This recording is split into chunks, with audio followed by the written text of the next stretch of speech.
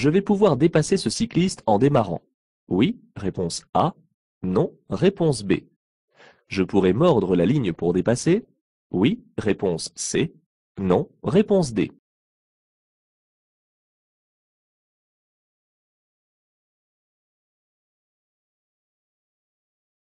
Je peux dépasser. Oui, réponse A. Non, réponse B.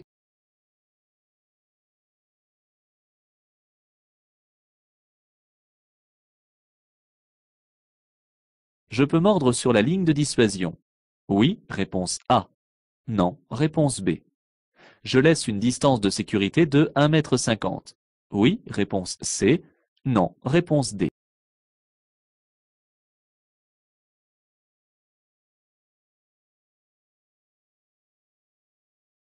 L'espace devant moi permet de dépasser. Oui, réponse A. Non, réponse B.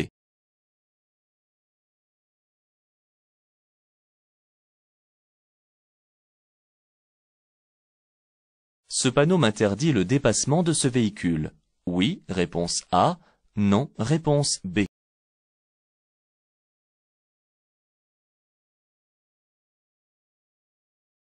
Dans cette situation, je passe sans ralentir. Réponse A. Je ralentis et je passe. Réponse B. Je m'arrête. Réponse C.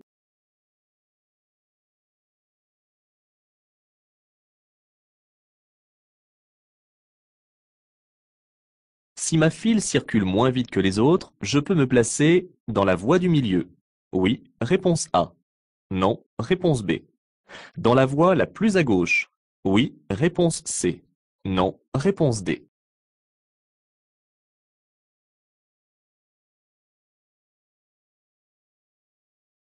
Je prends la prochaine sortie. Je ralentis. Immédiatement. Réponse A. Une fois placé dans la voie de décélération. Réponse B.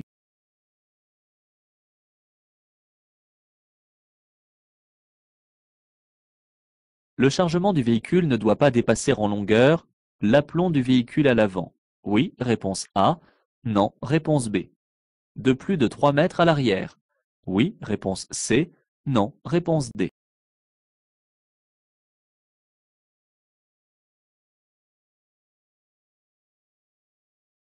Je dois ralentir à 50 mètres. Réponse A. Immédiatement. Réponse B.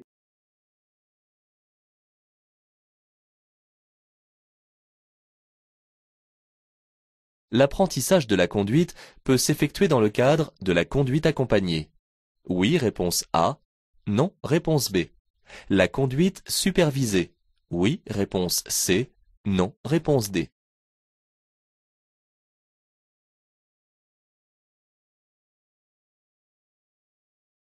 Je cède le passage en face.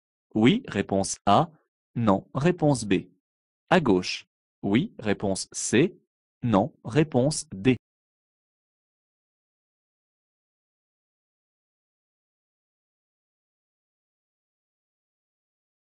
Cet usager est bien arrêté. Oui, réponse A. Non, réponse B. Il doit me laisser passer. Oui, réponse C. Non, réponse D.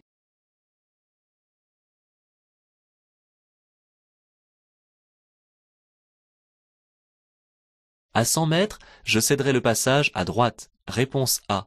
Je céderai le passage à gauche et à droite. Réponse B. On doit me céder le passage. Réponse C.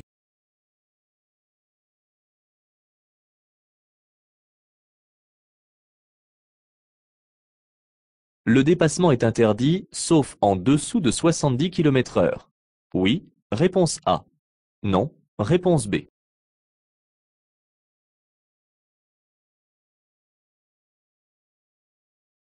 La signalisation annonce une chaussée glissante. Réponse A.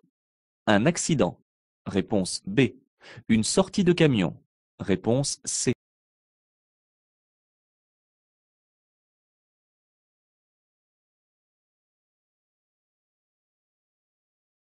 En allant tout droit, je peux rencontrer des bus sur ma voie. Oui, réponse A. Non, réponse B.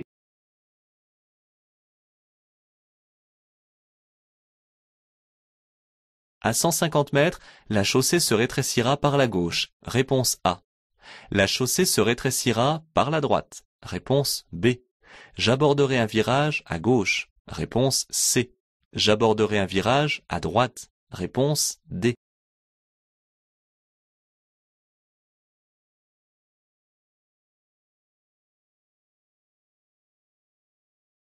Le passage à niveau se situe à 50 mètres. Réponse A. À 100 mètres. Réponse B. À 150 mètres. Réponse C.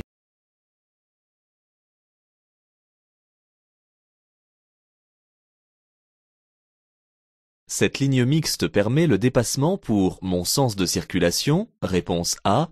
Le sens inverse de circulation. Réponse B.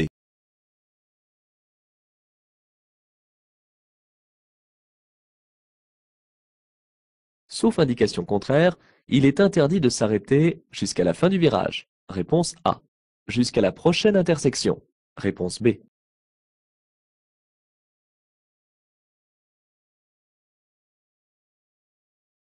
J'ai un pneu crevé. Je m'arrête sur le zébra central. Oui, réponse A. Non, réponse B. Sur l'accotement. Oui, réponse C. Non, réponse D.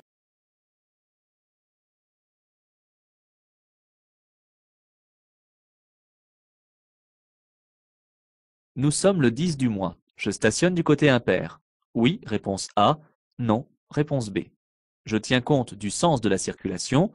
Oui, réponse C. Non, réponse D.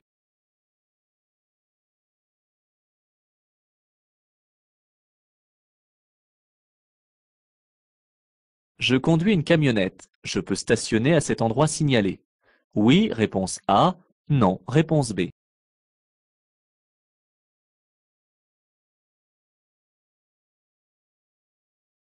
Je peux stationner sur le renfoncement à droite. Oui, réponse A. Non, réponse B.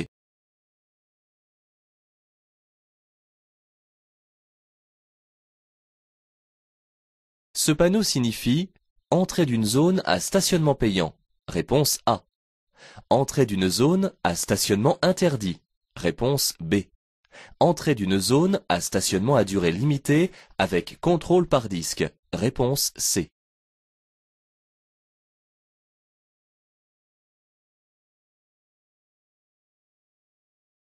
En cas de doute sur la sélection du carburant, je peux consulter la notice d'utilisation du véhicule. Oui, réponse A. Non, réponse B. Regarder au niveau de la trappe à essence. Oui, réponse C. Non, réponse D.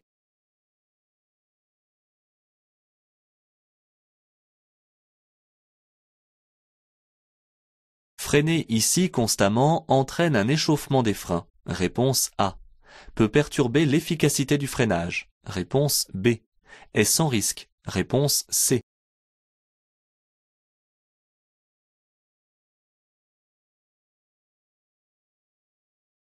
Les effets de l'alcool se font sentir dès 0,2 g par litre. Réponse A.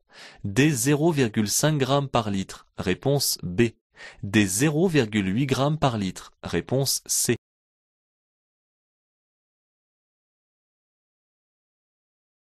Les chaînes à neige doivent être installées sur les roues motrices. Oui, réponse A. Non, réponse B.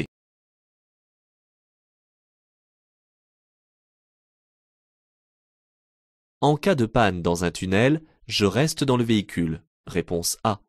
Je rejoins un refuge. Réponse B. Je téléphone avec mon portable. Réponse C.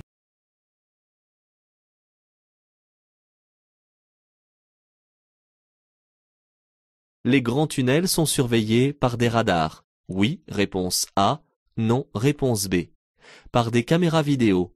Oui, réponse C. Non, réponse D.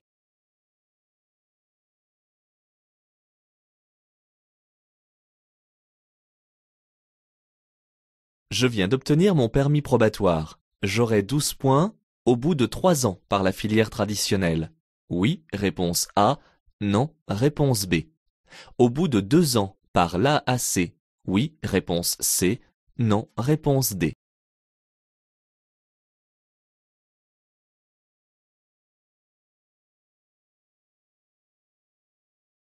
Je garde la même allure. Oui, réponse A. Non, réponse B. Je serre à droite. Oui, réponse C. Non, réponse D.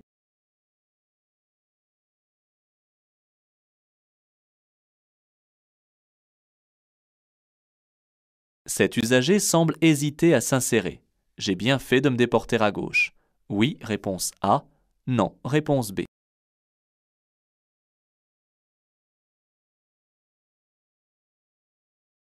Cet usager doit me céder le passage. Oui, réponse A. Non, réponse B.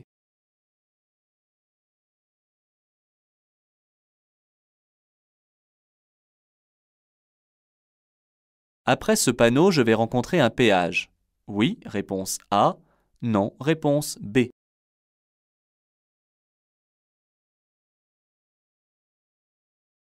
Ce panneau indique un lieu-dit. Réponse A. Une entrée d'agglomération. Réponse B. Une particularité touristique. Réponse C.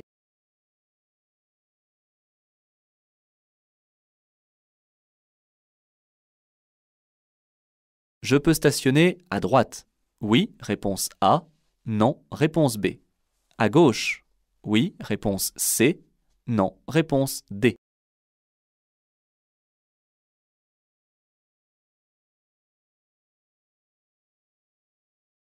En agglomération, pour moins polluer, je privilégie la voiture, réponse A, le vélo, réponse B, le transport en commun, réponse C.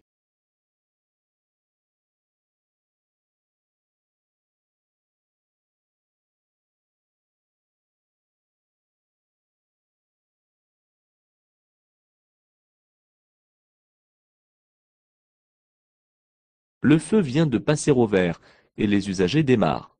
Il est certain que le cycliste démarrera plus lentement que moi et qu'il va me gêner. Je dois prendre mon mal en patience car il n'y a pas ici assez de place pour laisser 1 mètre au minimum d'espace latéral. Et je n'ai pas le droit de mordre la ligne. Je dois attendre la fin du rétrécissement de la chaussée pour aviser. Après un contrôle dans le rétroviseur, j'observe que la voie de gauche est libre. J'effectue un contrôle latéral et je peux commencer à dépasser, tout en prenant la précaution de ne pas trop me rapprocher du véhicule qui dépasse déjà. Je laisse une distance minimum de sécurité de 1,50 m car je circule hors agglomération. Je n'hésite pas à en laisser plus. Pour ce faire, je vais devoir mordre sur la ligne de dissuasion. Je place mon pied au-dessus du frein car le chien peut bouger à tout moment et risquer de traverser la chaussée. La ligne médiane est mixte. Elle est composée d'une ligne continue et d'une ligne discontinue. La ligne discontinue étant la plus proche de mon véhicule, elle m'autorise à dépasser. La visibilité vers l'avant est lointaine et personne ne se présente à l'horizon. Après les contrôles d'usage et le clignotant, je dépasse le poids lourd. Le panneau d'interdiction signifie que les véhicules dont le poids total à charge est supérieur à 3,5 tonnes ne sont pas autorisés à dépasser d'autres véhicules à moteur, sauf ceux à 2 roues sans sidecar. Au volant d'un véhicule de tourisme, je ne suis donc pas concerné par cette signalisation. Je peux, si je le souhaite, dépasser cet usager qui tracte une remorque. Les piétons ne sont pas engagés sur le passage piéton et semblent observer la circulation avant de traverser. Je peux donc passer. Je ralentis cependant car, même s'il est tenu en laisse, le chien pourrait tirer et aller sur la route. La circulation est dense et se fait ici en fil ininterrompu. Il m'est alors interdit de changer de voie, sauf si je souhaite changer de direction. Si je ne respecte pas cette règle, je risque une amende.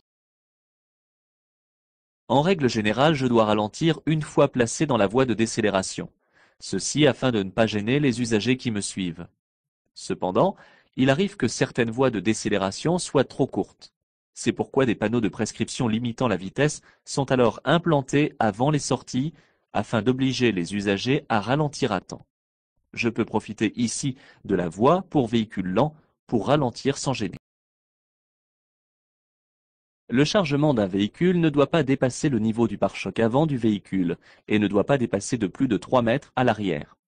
À partir d'1 mètre, le chargement doit être signalé par un dispositif réfléchissant homologué. Le panneau de danger annonce un passage pour piétons à 50 mètres. Si je ne commence à ralentir qu'à la hauteur de ce passage, je ne pourrai pas m'arrêter en toute sécurité. Je dois donc ralentir immédiatement, comme l'indique le panneau de prescription. Il existe plusieurs modes d'apprentissage de la conduite. L'apprentissage traditionnel avec la possibilité de conduite supervisée à l'issue de la formation initiale, l'apprentissage anticipé de la conduite à partir de 16 ans avec une phase de conduite accompagnée après la formation initiale, mais également la conduite encadrée pour les élèves des filières professionnelles des métiers de la route. Ces modes d'apprentissage privilégient l'expérience au volant entre la fin de la formation initiale et le passage du permis de conduire. Je suis actuellement placé dans une voie de stockage qui me permet de tourner à gauche. Ici, je dois laisser la priorité aux véhicules venant d'en face, car je leur coupe la route. Le conducteur à gauche doit obligatoirement marquer l'arrêt au stop et céder le passage aux véhicules venant de sa droite et de sa gauche. Attention, car le soleil provoque un contre-jour qui empêche de bien voir en face. La ligne d'effet du stop est en avant dans l'intersection du fait du stationnement délimité à droite de la chaussée. L'usager est donc bien arrêté et peut bien me voir. Il doit, de plus, me céder le passage, mais je reste prudent. Ce signal est un panneau de danger, il m'incite donc à ralentir. Il annonce une priorité ponctuelle à 100 mètres. Cela signifie que les usagers abordant mon axe de circulation doivent céder le passage avant de s'engager. Je reste tout de même vigilant. Les panneaux de signalisation ne se complètent pas, mais doivent se lire à part. Ici, à partir des panneaux, la vitesse sera limitée à 70 km/h pour tous les véhicules, quelle que soit leur catégorie. Le dépassement sera également interdit, quelle que soit la vitesse à laquelle on circule. Sauf indication contraire, ces deux interdictions seront valables jusqu'à la prochaine intersection ou jusqu'au signal y mettant fin. Le panneau de danger temporaire au sol annonce la présence d'un accident survenu à 150 mètres. Si ce panneau a été placé, cela veut dire que les secours sont déjà sur place. Je dois donc ralentir et rester vigilant car je risque probablement de rencontrer un fort ralentissement de la circulation. Le deuxième panneau annonce une sortie de camion, certainement un chantier. Le panneau sous les feux tricolores annonce une fin de voie réservée au bus. Si le conducteur du bus continue tout droit, il peut le faire, à ceci près qu'il n'aura plus de voie réservée. Bien qu'ils doivent me céder le passage en fin de voie, je ferai attention au bus en démarrant au feu vert. Je circule hors agglomération. Les panneaux sont donc placés 150 mètres avant les dangers signalés. Celui du dessus annonce un rétrécissement de chaussée par la gauche et par la droite. C'est le passage du pont. Celui du dessous annonce un virage dangereux à droite. Il se situe juste après le pont. Hors agglomération, les passages à niveau sont jalonnés par 3 balises, implantées par tiers de distance, soit tous les 50 mètres. Cette balise, comportant un seul trait, est la dernière. Le passage à niveau est donc situé à 50 mètres. Une ligne continue interdit les dépassements, alors qu'une ligne discontinue l'autorise. Lorsque les deux lignes sont accolées, je tiens compte de celle qui est de mon côté. Cette ligne mixte n'interdit donc pas les dépassements pour mon sens de circulation. L'interdiction de s'arrêter commence à partir du panneau de prescription, et sauf indication contraire, celle-ci est valable jusqu'à la prochaine intersection.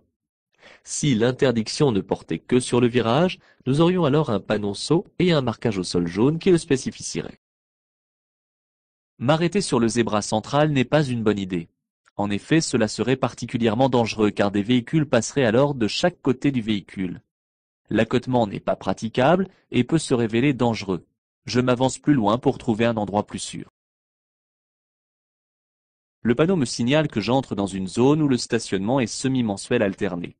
La première quinzaine du mois, je stationne du côté des numéros impairs des maisons. La deuxième quinzaine, je stationne du côté des numéros pairs des maisons.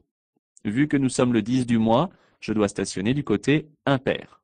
Je dois toujours tenir compte du sens de circulation, car il est interdit de se ranger à contresens. Le panneau interdit le stationnement aux véhicules de transport en commun, ainsi qu'aux véhicules affectés au transport de marchandises, y compris les camionnettes et les fourgonnettes.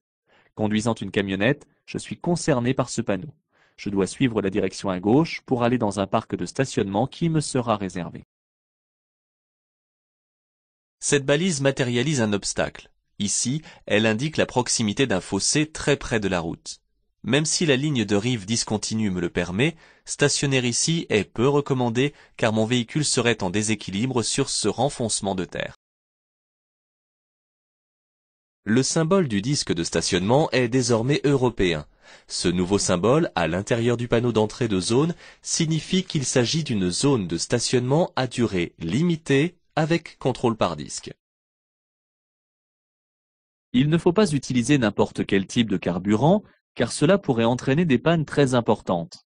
En cas de doute, il faut lire la notice d'utilisation du véhicule ou alors regarder au niveau de la trappe à essence, car le carburant préconisé y est parfois inscrit. Bien souvent, le sens de la question dirige vers la bonne réponse. Alors, il n'est pas nécessaire de s'y connaître, mais seulement de savoir l'essentiel. Une utilisation ininterrompue des freins dans une longue descente entraîne un échauffement qui peut engendrer une perte totale de freinage. Il est préférable de rétrograder pour que le moteur retienne le véhicule.